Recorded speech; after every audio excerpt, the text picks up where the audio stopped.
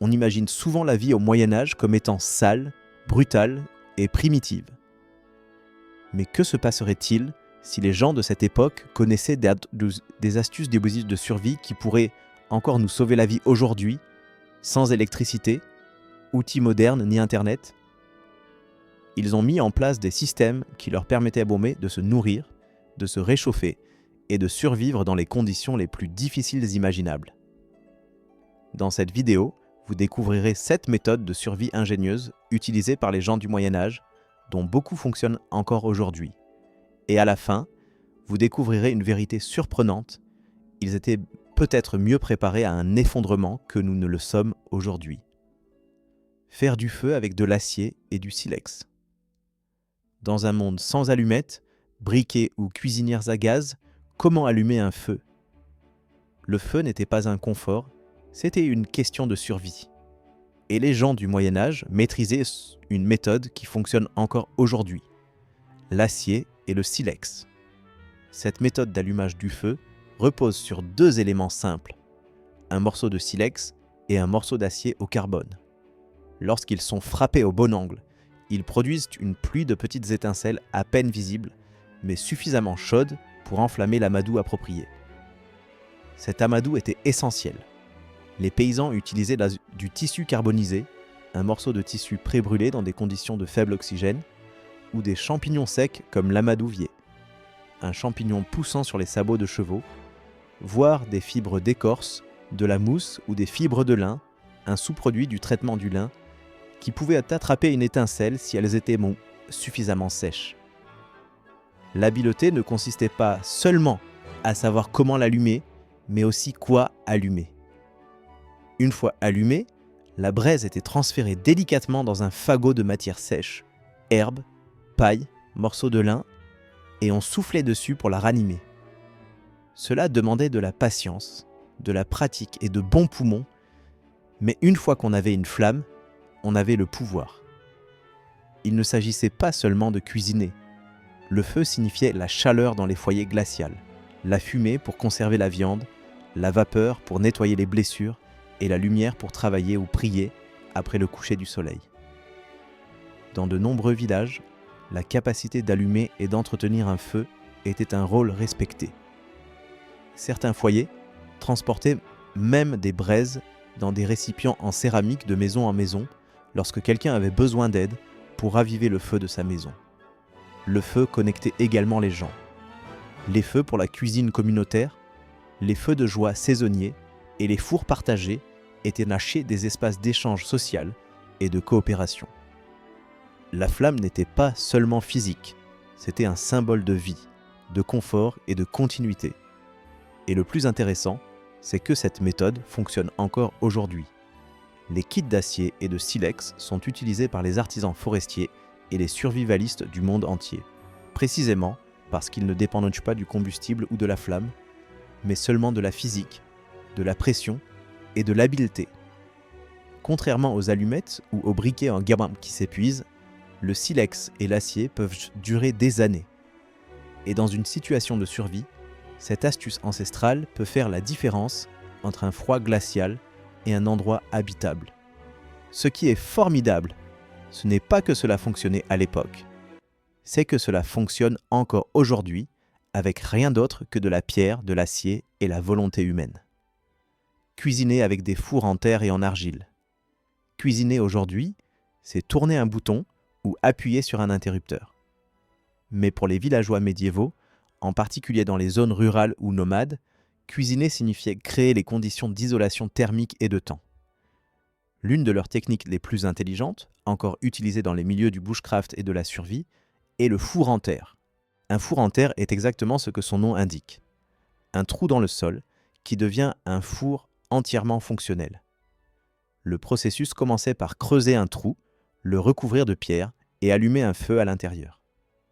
Après plusieurs heures, les pierres m'aboîteront et chauffer intensément, suffisamment pour cuire lentement de la viande, des racines, des céréales ou des pains plats ressemblant à du pain.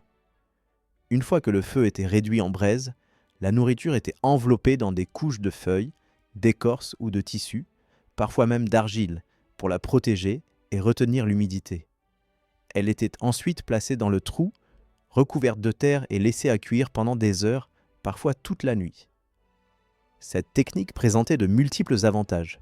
Elle ne nécessitait pas d'outils en métal, préservait le combustible en emprisonnant la chaleur et cuisait les aliments de manière uniforme et lente, ce qui ramollissait les viandes dures et rendait les céréales indigestes plus digestes. Elle était également plus sûre en temps de conflit ou de secret, car un feu enterré émettait beaucoup moins de fumée et de lumière. Mais les fours en terre n'étaient pas seulement des outils de survie, ils faisaient partie du rythme communautaire. Dans de nombreux villages, des fosses partagées étaient utilisées lors des fêtes ou des grands rassemblements de travail, ce qui permettait aux gens de préparer de la nourriture pour beaucoup en utilisant un minimum de combustible.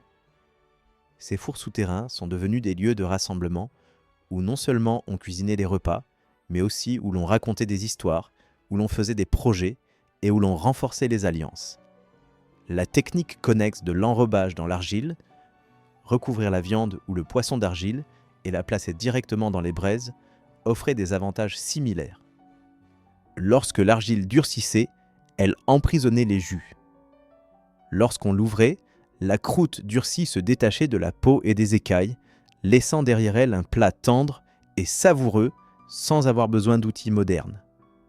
Ces deux méthodes reflètent une vérité plus vaste. Les gens du Moyen-Âge savaient comment utiliser ce qui les entourait. La terre, les pierres, les feuilles et le feu n'étaient pas des obstacles, mais des ressources. Et ce type de connaissance ne se démode pas. Aujourd'hui, les fours en terre sont encore utilisés par les survivalistes et les communautés indigènes du monde entier. Ils ne nécessitent pas d'énergie, seulement de la patience, de la préparation et une compréhension élémentaire. C'est un rappel qu'il n'est pas nécessaire d'avoir de l'acier inoxydable ou de l'électricité pour faire un bon repas. Parfois, il suffit d'une pelle et d'un peu de patience. Réfrigération naturelle. Avant que les réfrigérateurs et les congélateurs n'empêchent les aliments de se gâter, c'était l'un des plus grands défis de survie. Mais les gens du Moyen-Âge avaient des méthodes ingénieuses de basse technologie pour prolonger la durée de conservation en utilisant uniquement des techniques naturelles qui sont encore utiles dans la vie hors réseau et dans les situations d'urgence aujourd'hui. La première méthode était le simple stockage souterrain des aliments, en particulier des tubercules, des produits laitiers et de la viande. Ils étaient conservés dans des caves ou des fosses creusées, tapissées de feuilles, de paille ou d'argile sous la surface. La température restait fraîche et constante, même pendant les étés chauds. L'humidité était contrôlée par des conduits de ventilation ou des couches de gravier qui réduisaient la croissance des moisissures et des bactéries. De nombreuses maisons médiévales avaient des caves creusées sous leur plancher, accessibles par des trappes. Ces espaces ne stockaient pas seulement de la nourriture, ils stockaient du temps. Un chou qui se flétrirait en un jour à l'air libre pouvait durer 1 mois dans le calme frais et sombre de la terre. Pour les villages sans vendeur permanent, les gens utilisaient d'aljeter des jarres en pierre ou en argile enterrées jusqu'au cou, souvent à l'ombre d'arbres ou de murs. Le beurre était conservé enveloppé dans un tissu imprégné de savon. Les œufs étaient plongés dans de l'eau de chaux et le lait pouvait être refroidi dans des seaux descendus dans des puits ou des ruisseaux. La version médiévale d'un réfrigérateur portable, en quelque sorte. Même l'eau courante jouait un rôle essentiel. Les ruisseaux et les rivières étaient utilisés pour garder le vin, la bière et les produits laitiers au frais. Des boîtes en pierre ou des paniers tissés étaient immergés dans l'eau courante où le mouvement constant empêchait la croissance bactérienne. La conservation ne concernait pas seulement le froid, elle concernait aussi la circulation de l'air. Les céréales, les herbes et les fruits secs étaient suspendus dans des espaces élevés et secs, souvent près des cheminées ou des poutres. L'air chaud et sec les séchait naturellement, ce qui empêchait l'accumulation d'humidité et l'infestation d'insectes. Cette méthode fonctionnait pendant des mois, parfois des années, avec rien d'autre qu'une corde et un peu de patience. Ce qui rendait ces astuces si efficaces, ce n'était pas la technologie, mais une compréhension profonde des schémas de la nature. Les gens du Moyen-Âge observaient la température, le vent, l'humidité et la lumière non pas comme des données, mais comme un instinct. Ils savaient quand ouvrir la cave, quand enterrer, quand envelopper et quand sécher. Lors d'une panne d'électricité moderne, ou dans un mode de vie hors réseau, ces mêmes principes s'appliquent toujours. Les aliments n'ont pas besoin d'électricité, ils ont besoin de l'environnement approprié. Et c'est quelque chose que nos ancêtres maîtrisaient avec la terre, l'eau et l'intuition. Dans un monde qui dépend de plus en plus de la réfrigération artificielle, la réfrigération naturelle médiévale nous rappelle que parfois, la survie se résume à quelques degrés sous terre. Filtrer l'eau avec du sable et du tissu. L'accès à l'eau potable n'était pas garanti au Moyen-Âge, loin de là. Les ruisseaux transportaient des déchets animaux, les puits pouvaient être contaminés et les étangs stagnants étaient un bouillon de culture pour les maladies. Mais d'une manière ou d'une autre, les gens ont réussi à survivre pendant des siècles. L'un de leurs principaux outils de survie était la filtration d'eau simple et de basse technologie. Le concept était basique mais brillant. Éliminer d'abord les impuretés visibles, puis réduire l'odeur et les sédiments grâce à un processus de filtration naturelle.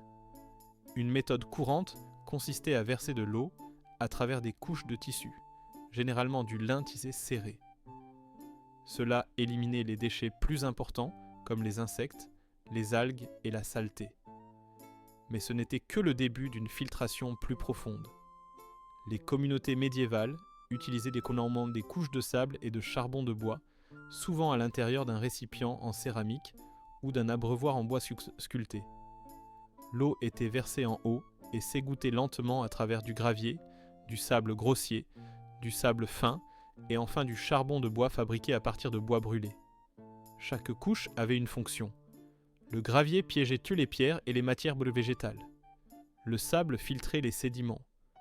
Le charbon de bois absorbait les odeurs, les toxines et les micro-organismes. L'eau résultante n'était pas stérile, selon les normes modernes, mais elle était beaucoup plus sûre que de boire directement dans une rivière. Ce système ne nécessitait pas de pression métallique ou de combustible, seulement de la patience et la gravité.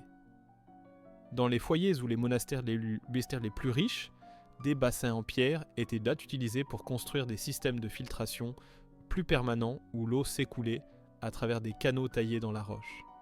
La collecte de l'eau de pluie était également essentielle. Les toits étaient inclinés pour remplir des barils ou des citernes, parfois revêtus d'argile ou de goudron pour les garder propres. Même l'utilisation d'herbes et de cendres jouait un rôle dans le traitement de l'eau.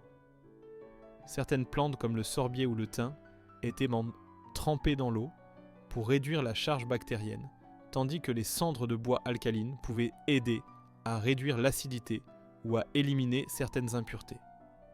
En termes de survie, l'intelligence ici réside dans l'accessibilité. Rien de tout cela ne nécessitait d'outils avancés, seulement du tissu, du sable, du bois et du thym.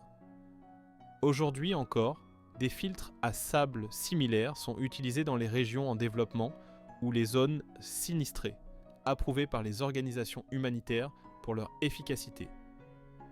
Il est facile de prendre l'eau courante pour acquise jusqu'à ce qu'elle disparaisse.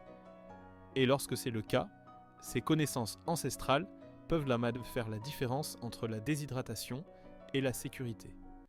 La prochaine fois que vous verrez un ruisseau boueux, rappelez-vous que la survie médiévale n'était pas de la magie, c'était une méthode.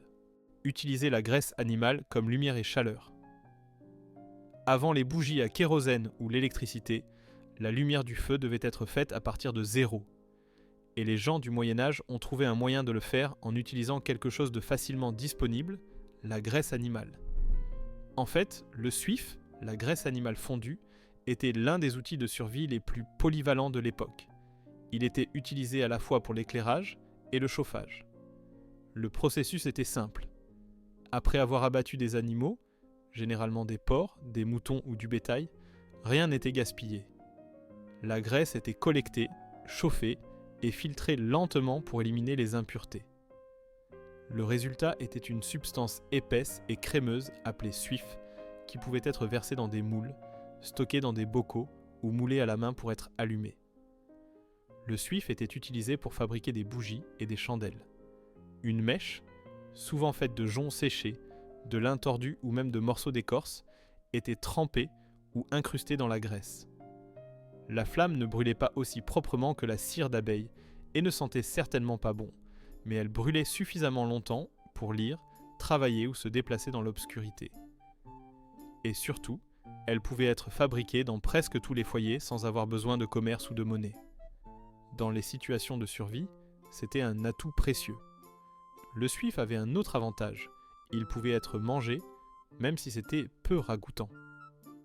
Une petite quantité de graisse extraite fournissait des calories et de l'énergie. Cela faisait du suif une sorte de ration de secours pendant les longs hivers, les sièges ou les voyages.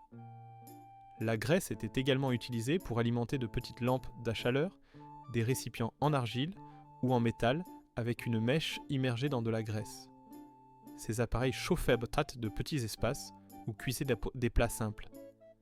Combinés à une surface réfléchissante comme du métal poli ou un mur blanc, ils pouvaient éclairer une zone étonnamment grande. Mais le génie du suif ne s'arrêtait pas là. Il était également utilisé pour imperméabiliser les bottes et les tissus, lubrifier les outils, soulager la peau gercée et conserver le cuir. Une ressource aux douzaines d'utilisations. Dans la préparation moderne et dans les communautés hors réseau, le suif est toujours respecté comme un article polyvalent et durable. Il se conserve bien, s'allume facilement et fournit une combinaison essentielle de lumière, de chaleur et de combustible lorsque les autres sources sont épuisées. Les paysans médiévaux n'étaient pas seulement producteurs de suif, ils étaient aussi innovateurs. Ils ont transformé les déchets d'abattage en combustible de survie. Et ce genre d'ingéniosité est aussi pertinent aujourd'hui qu'il l'était il y a 700 ans. Signaux de feu et codes de fumée. Bien avant les radios, les téléphones ou les talkies-walkies, les gens du Moyen-Âge devaient se décompter sur la ligne de mire et les flammes pour envoyer des messages sur de grandes distances. En temps de guerre, d'invasion ou d'urgence, ils utilisaient un système aussi ancien que le feu lui-même, les signaux de feu. Le concept était simple, mais l'exécution nécessitait de la précision, de la coordination et de la synchronisation. À des points stratégiques clés, sommets de collines, tours ou clairières forestières, des feux de joie étaient préconstruits et maintenus prêts à être allumés lorsqu'un danger était détecté, comme l'approche d'une armée ennemie. Le premier feu était allumé. Une flamme visible à des kilomètres serait vue par le prochain avant-poste, qui allumerait ensuite son propre feu, et ainsi de suite. En quelques heures, des régions entières pouvaient être alertées des menaces. Les châteaux pouvaient préparer des défenses, les villageois pouvaient évacuer, et les milices pouvaient se mobiliser, le tout sans un seul mot prononcé. Mais ce n'était pas que des flammes aléatoires. Avec le temps, les systèmes ont évolué. Le nombre de feux, le motif de la fumée ou le temps entre eux pouvaient indiquer des menaces spécifiques. Un feu pouvait signifier un danger imminent. 2 en succession rapide pouvaient signifier une force armée. Un délai pouvait impliquer une direction ou une distance. Cette pratique était si efficace qu'elle est restée en usage pendant des siècles, apparaissant même dans des campagnes militaires jusqu'au XVIIIe et XIXe siècle. Et elle n'est pas seulement européenne. Les peuples indigènes du monde entier, de l'Afrique à l'Asie en passant par les Amériques, ont développé des méthodes similaires avec des signaux de fumée codés, ce qui en fait une tactique de survie véritablement mondiale. Mais la technique n'était pas seulement militaire. Dans les communautés isolées, la fumée était utilisée pour demander de l'aide, marquer les limites du territoire ou convoquer des réunions saisonnières. La clé était la visibilité, le timing et l'interprétation. En termes de survie aujourd'hui, cette astuce ancestrale reste incroyablement pertinente. Les feux de signalisation peuvent être utilisés lors de sauvetage dans la nature, dans des communautés hors réseau ou dans des scénarios de panne de réseau. Un feu bien construit, produisant de la fumée noire ou blanche, peut être vu par des avions, des randonneurs ou des colonies voisines et peut sauver des vies lorsque la communication échoue. Tout ce dont vous avez besoin, c'est d'un espace dégagé, de combustible sec et de quelque chose à brûler pour une fumée épaisse. Et bien sûr, de connaissances. Des connaissances que les gens du Moyen-Âge maîtrisaient sans même décrocher un téléphone. Lorsque vous ne pouvez pas demander de l'aide, la lumière peut parler pour vous. Et au Moyen-Âge, ils savaient exactement ce qu'elle disait. Premier secours à base de plantes, en l'absence d'hôpitaux, de médecins ou de produits pharmaceutiques, les gens du Moyen-Âge se tournaient vers ce qu'ils avaient de charme toujours utilisé, les plantes. La trousse de premier secours médiéval n'était pas faite de plastique ou de métal. C'était un jardin, parfois cultivé, souvent sauvage. Et ces ingrédients étaient transmis, non pas par ordonnance, mais par la mémoire et la tradition. Blessures, infections, fièvres, douleurs, tout était traité avec des herbes que beaucoup de gens modernes ne remarquent pas. L'une des plus courantes était l'achillée millefeuille. Appliquée directement sur les plaies, ces feuilles aidaient à arrêter les saignements et à réduire l'inflammation. À une époque où même les petites coupures pouvaient en même devenir mortelles, cette plante était souvent portée dans des sacs de collecte ou attachée aux ceintures. Pour les infections et les maladies, l'ail était la ressource médiévale. Écrasé en une pâte ou trempé dans du vin, il agissait comme un puissant antimicrobien et stimulant immunitaire. Le thym et la sauge étaient également utilisés dans les teintures et les infusions pour traiter les problèmes respiratoires et les maux de gorge, particulièrement utiles pendant les longs hivers dans les maisons enfumées. Pour les brûlures et les irritations de la peau, la consoude était la solution. Connue sous le nom de kit d'os, ses racines étaient écrasées en cataplasme pour réduire le gonflement et favoriser la guérison. Le plantain, une mauvaise herbe courante, pas la banane, était un autre favori. Ses feuilles attiraient le venin des piqûres d'insectes, des ampoules et même des morsures de serpents. Mais peut-être que la plante la plus utilisée était l'ortie. Au-delà de sa valeur nutritionnelle, le thé d'ortie était considéré comme dépuratif, réduisant les douleurs articulaires, éclaircissant la peau et traitant l'anémie. C'était un aliment, un médicament et un tonique tout en un. Ce qui rendait ces remèdes géniaux, ce n'était pas seulement les plantes, mais le système de connaissances.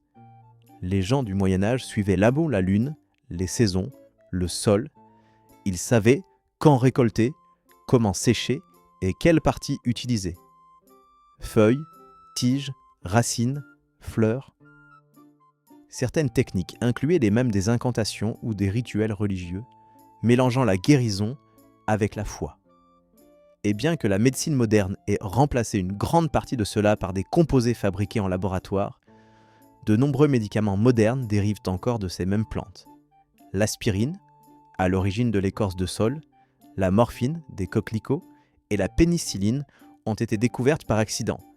Mais les herboristes médiévaux utilisaient donc déjà des cataplasmes moisis pour traiter les plaies. La logique reste la même. Pas de pharmacie? Apprenez à connaître vos plantes. Quelques feuilles et les connaissances appropriées pourraient faire la différence entre la guérison et l'infection. La médecine médiévale n'était pas de la superstition, c'était de l'observation, des essais et des siècles d'expériences vécues. Et aujourd'hui, lorsque les systèmes tombent en panne, ces mêmes feuilles pourraient aussi vous sauver. La vérité sur la survie médiévale. Nous regardons souvent le Moyen-Âge avec un sentiment de supériorité, avec son absence de technologie, d'électricité et de médecine moderne. Mais après ces 7 astuces de survie, il est peut-être temps de se demander qui est réellement le mieux préparé à survivre sans le système. Les gens du Moyen-Âge ne dépendaient pas des chaînes d'approvisionnement, des appareils intelligents ou des prévisions météorologiques numériques. Ils lisaient le bain et lisaient le vent, connaissaient le sol et comprenaient le langage du feu, des plantes et des pierres. Chaque jour était un test d'ingéniosité et chaque foyer était sa propre unité de survie. Ils n'avaient pas à revenir à la terre. Ils ne l'avaient jamais quittée. Aujourd'hui, nous sommes fiers de l'innovation, mais nous avons externalisé presque tout ce qui nous maintient en vie. La nourriture, la chaleur, l'eau, la médecine, la communication. Si la lumière s'éteint pendant une semaine, La plupart des gens ne sauraient tiquer pas par où commencer. C'est ce qui rend ces techniques médiévales si puissantes. Elles n'étaient pas facultatives, elles étaient la vie. Et beaucoup d'entre elles fonctionnent encore sans changement pour ceux qui choisissent d'apprendre. Il ne s'agit donc peut-être pas de romantiser le passé, mais de respecter les connaissances qu'il contenait. Les connaissances qui gardaient les familles au chaud, nourries, guéries et connectées sans un seul câble ou écran. Et la question maintenant n'est pas de savoir si ces astuces sont encore pertinentes. La question est, sommes-nous assez humbles pour les apprendre avant qu'il ne soit trop tard,